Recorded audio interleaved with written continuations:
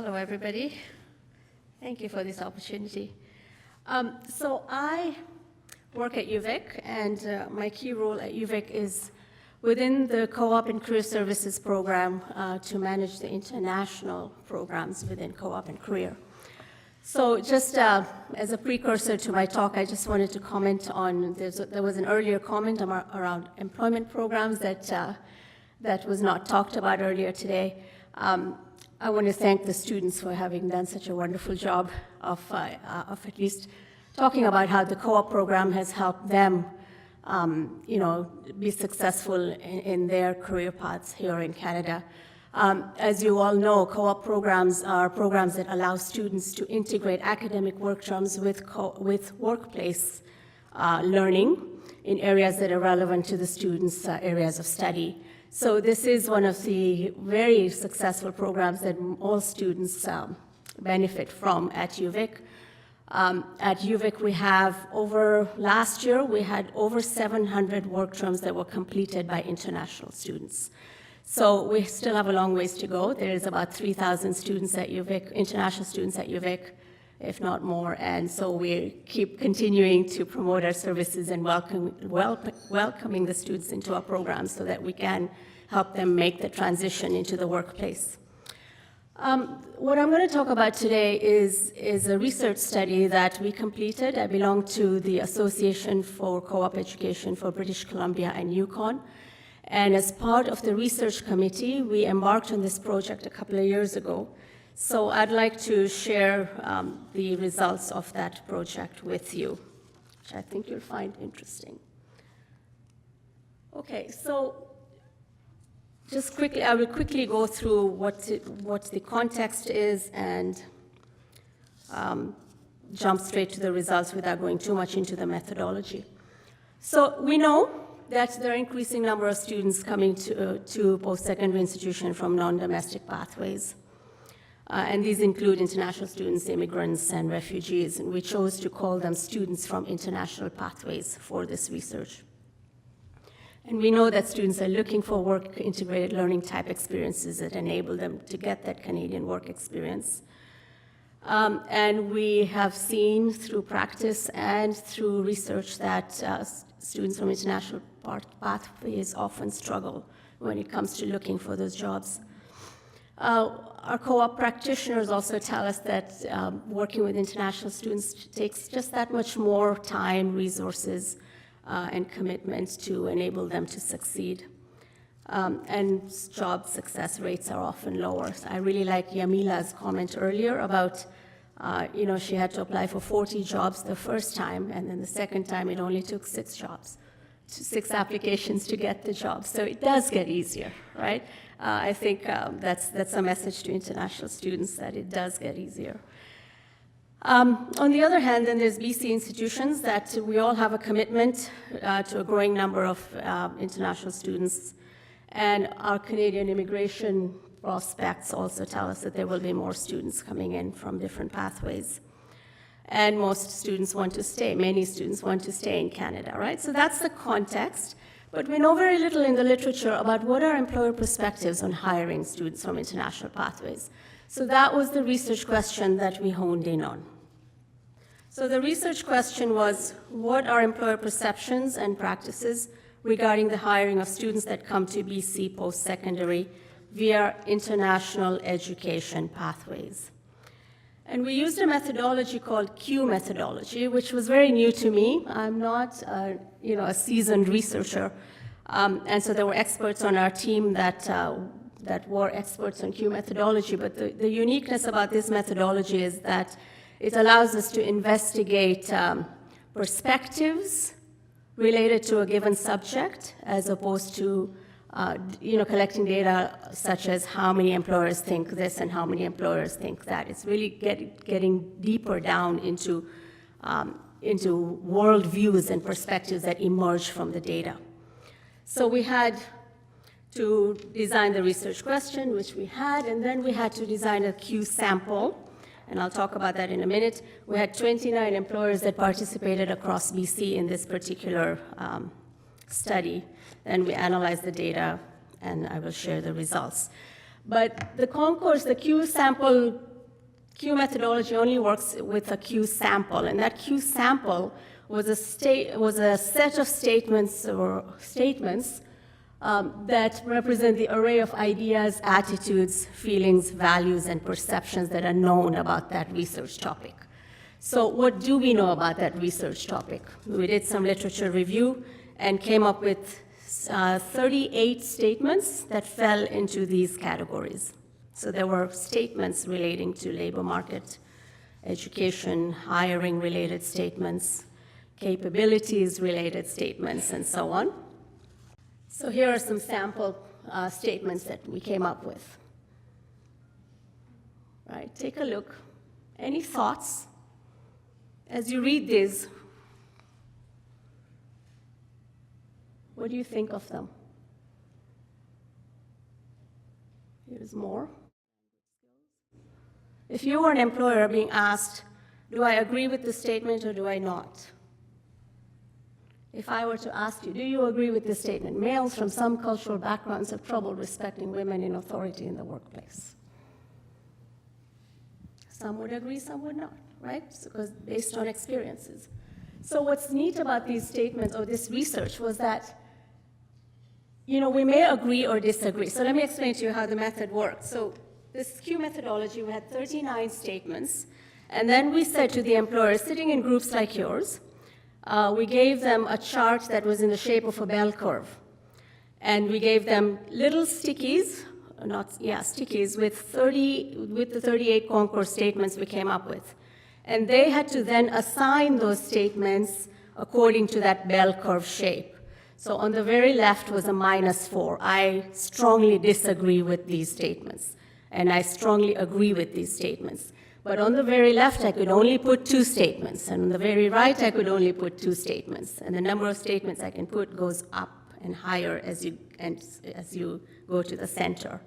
So you can see that if you have 38 statements and you're going through them, at the beginning it's easy. Okay, yes, I disagree with this, I'll put it here.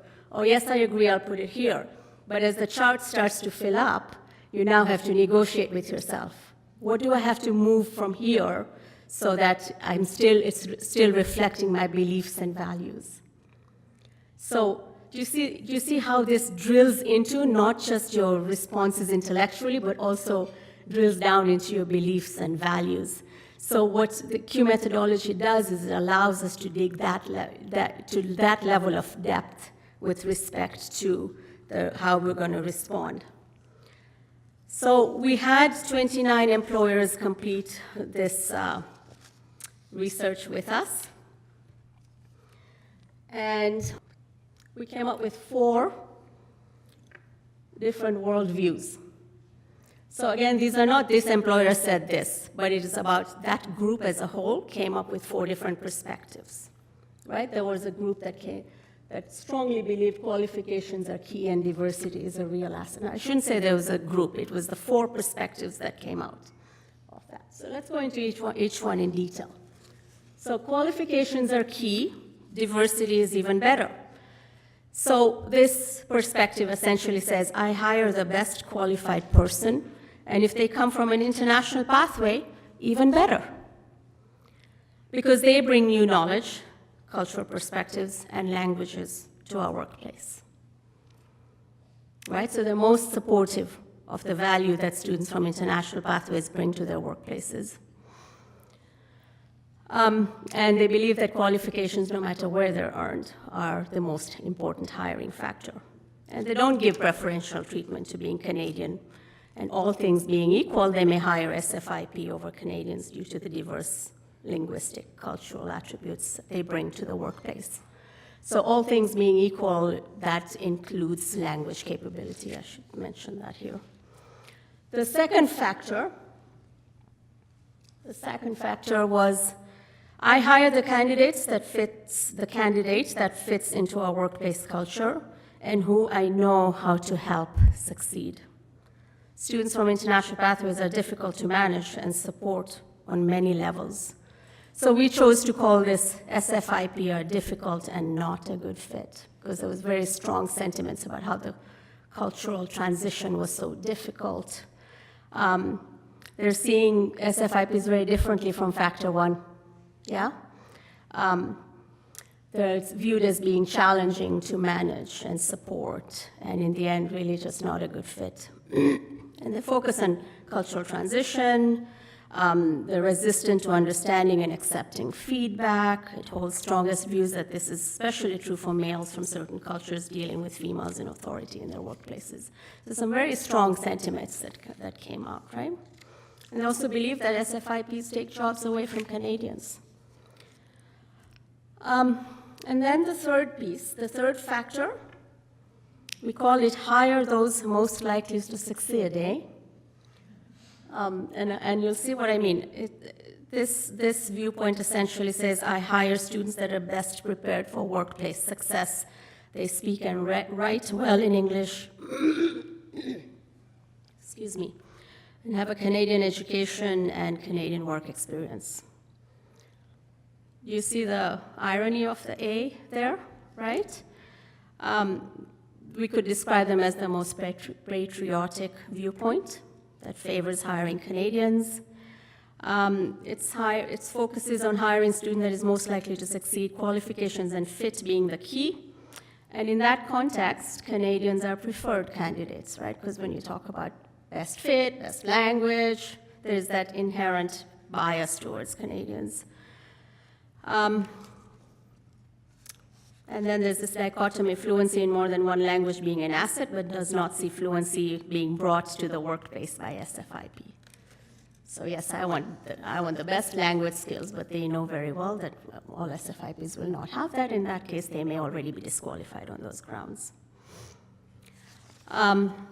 Okay, and then the last viewpoint was we felt they were philosophically committed to diversity, but behaviorally committed to Canadians. So a statement like, I hire based on experience and credentials and believe SFIP can add value, but their credentials are difficult to assess and language barriers can create problems in our workplace.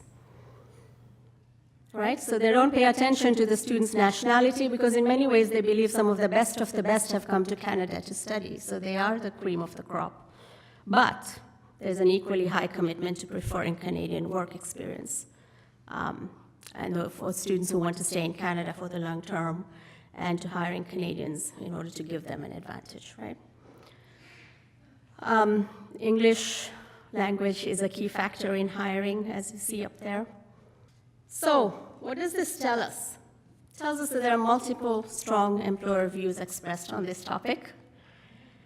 One believes that qualifications, regardless of, so that's factor one, believes that qualifications, regardless of where they're from or they're earned, are key and very much of high value.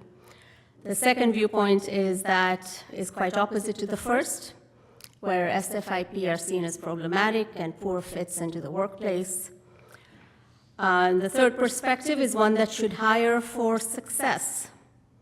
And SFIP are not the most likely to succeed because the cultural transition is too challenging. And the fourth worldview reflects an intellectual commitment to the notion of diversity, but a behavioral commitment to hiring Canadians because it is what they know and there are less language and cultural transition issues. So what does this mean for us as employers, as governments, as practitioners and institutions? And as students.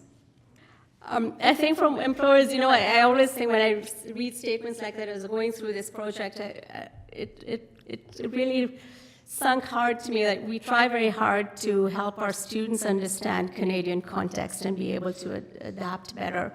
But what about employers? Perhaps we need to be doing more with them so that they understand the value that international students bring to the organization. Right, and I think that's what comes out really clearly here in this research study, that they may feel they're not a good transition, but it's perhaps because they don't understand the cultural nuances and don't have that cultural intelligence to be able to bring international students into their workplace and helping them thrive. So training with respect to employers, how they can bring in international students, how help them understand the work permit and all of those immigration issues, and so on. From the government perspective, I think enabling institutions to be able to provide more services both to students and sometimes also to employers through various mechanisms where they are able to appreciate and value and bring in international students so that they can make the most of the benefits that they bring. ESL training, English language, and so on. From a practitioners and institutions perspective, I think it was very clear that we all need intercultural effectiveness training, whether we're a student, whether we're an institution, a staff member, and so on. And so we as an institution, what role can we take in developing that level of resources for both students? We're doing it for students, should we be thinking about it for employers as well? And making sure that the immigration pieces are looked after and people understand it and there are people who are going to help students navigate that. And then finally, from the students' perspectives, they need the training and support, right? Solutions require the engagement of Canadians. This is the key, right? It's not just about international students needing to fit in. We as Canadians also need to help make that happen. And so that responsibility is both ways, yeah? And then allowing the students the opportunities to come into community and integrate into community where they are able to then understand what it's like to be working in those workplaces and in the communities and helping the communities appreciate the value that these students bring to us. And this is where programs like Co-op and other experiential learning programs that bring students out into the community are so very beneficial. I think I will stop there. Thank you for that extra time, Herb.